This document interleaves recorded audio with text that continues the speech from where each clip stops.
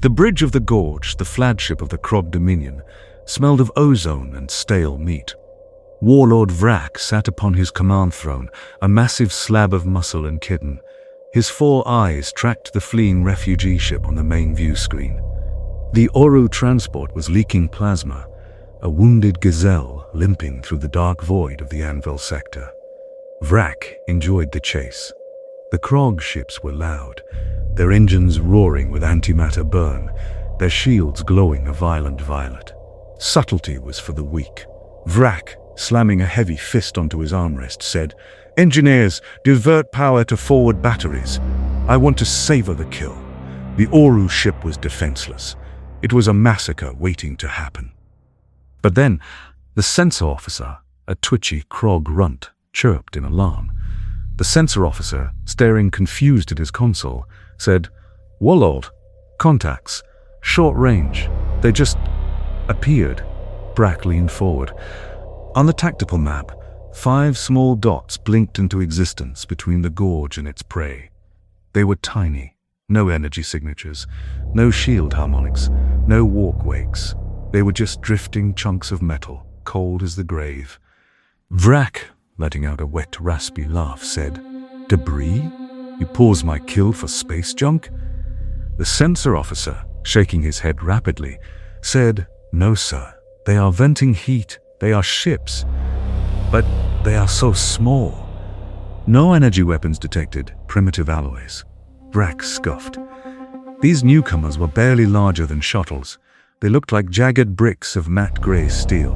No elegance, no power, just cold metal floating in the dark. Vrak, waving a claw dismissively, said, "Ignore them. If they get in the way, ram them. Burn the Oru." The Krog fleet ignored the grey bricks. That was their mistake. The 5 human ships didn't power up massive reactor cores. They didn't charge particle lancers. They simply rotated. Small puffs of gas, chemical thrusters, spun the jagged bows toward the massive Krog cruisers. The sensor officer, voice pitching up in panic, screamed, "Spikes! Magnetic spikes detected!" There was no flash of light. There was no laser beam to track. There was only physics. From the nose of the lead human ship, the TNS Iron Lung, a tungsten rod the size of a telephone pole was accelerated to a fraction of the speed of light by a series of magnetic rails. The impact was silent, but the result was catastrophic. The Krog shields were designed to disperse energy, lasers, plasma, heat. They were not designed to stop 20 tons of dense metal moving at relativistic speeds. The tungsten slug punched through the gorge's violet shield like a needle through smoke. The ship shuddered violently. The sound of tearing metal screamed through the hull, louder than any alarm. Vrak was thrown from his throne, the air filled with dust and the copper tang of Krog blood. The bridge lights flickered and died, replaced by emergency red strobes. Vrak, coughing and dragging himself up, roared, "Report! What hit us?" The tactical officer, voice trembling with terror, yelled, "Kinetic strike! Warlord! Straight through the main reactor housing. We are venting atmosphere on decks 4 through 10. The other ships, they are gone." Vrak looked at the screen. The other 2 Krog cruisers were expanding clouds of debris. The human ships hadn't used elegant duels. They had cracked the Krog hulls open like eggs with rocks. The human ships didn't stop. They moved with terrifying agility, burning hard with chemical rockets, closing the distance. They weren't fighting a naval battle. They were hunting. Captain Silas Vance didn't like energy weapons. They cauterized wounds. They were polite. Silas preferred the honest brutality of lead and steel. He stood in the airlock of the Iron Lung, checking the seal on his helmet. He wore no power armor, just a vacuum-rated combat suit with ceramic plates. He looked small, almost fragile, compared to the massive aliens he was about to kill. The breaching pod slammed into the side of the Krog flagship. The magnetic clamps locked on with a heavy thud. Silas, speaking calmly into the comms, "Breach in 3, 2, 1. The charges blew the alien airlock inward. Silas and his team of 12 flowed into the corridor. They didn't run. They moved with efficient, fluid precision. The Krog warriors charged down the hallway, screaming war cries, brandishing plasma axes. They were 8 feet tall, armored in chitin, terrifying to behold. Silas raised his rifle.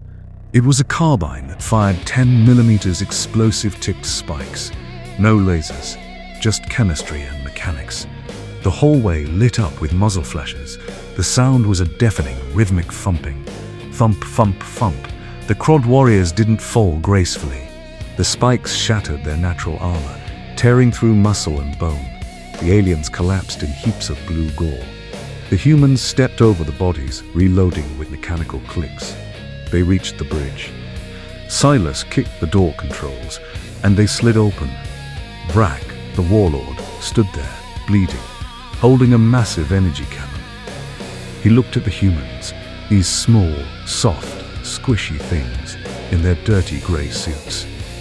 Vrak, spitting blue blood, snarled, You are insects. You dare strike the Krog." Silas didn't monologue. He didn't posture. He put 2 rounds into Vrak's chest and 1 in his head. The Warlord slumped against his command chair, dead before he hit the floor. Silas lowered his weapon. The silence returned to the bridge, broken only by the hum of the cooling vents. The Oro refugee ship, the Star of Hope, hovered nervously nearby. They had watched the slaughter. They expected the grey ships to turn on them next. Silas Vance stood on the ruined bridge of the enemy flagship, patching a connection to the Oro vessel. His helmet was off. He looked tired. He had scars running down his neck, and his eyes were dark, devoid of the shine of glory. He looked like a man who worked a shift at a factory, not a galactic savior. The Oro captain appeared on the screen, trembling. The Oro captain, bowing low, whispered, "Great lords, we surrender. Please, spare our young." Silas wiped a smudge of grease from his cheek. He looked at the alien captain with confusion, then a weary sort of pity. Silas, voice gravelly and low, said, "Keep your young. We aren't here for them." The Oro captain blinked. Then, "Why? You destroyed the Krog. You are the new masters of this sector." Silas shook his head. He looked out the viewport at the stars, cold and distant. Silas, sighing softly, said, "We don't want to rule. We just hate bullies.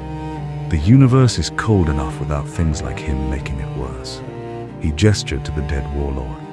Silas, locking eyes with the alien captain, said, "Go fix your ship. If anyone asks who did this, tell them the Terrans passed through. Tell them we prefer the quiet." The link cut. The iron lung detached from the burning wreck of the Krog flagship. The 5 human ships turned in unison, their chemical thrusters flaring briefly, and vanished back into the dark, silent void from which they came.